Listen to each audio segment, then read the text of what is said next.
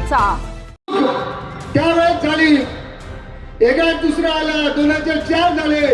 इंग्रज आपल्या लोकसंख्येपेक्षा जास्त नव्हते, परंतु आपल्यावर राज्य करून गेले, कारण आपल्यामध्ये एकी नव्हती। आणि तीच परिस्थिती आता याच्यावर आलेली आहे। उशीर खूप झालाय, जास्त वेळ घेणार नाही। या सभेच्या माध्यमातून मी शासनाला आणि सरकारला, या राज्याचे लाडके मुख्यमंत्री आदरणीय देवाभाऊ एकनाथजी शिंदे साहेब आणि सुनेत्राताई यांना विनंती करेल, या महाराष्ट्राने नव्हे या देशाने ज्यावेळेस आपल्याला सत्ता दिली त्यावेळेस आपलं वाक्य होतं, जो हिंदू इनकी बात करेगा वही देश पर राज करेगा।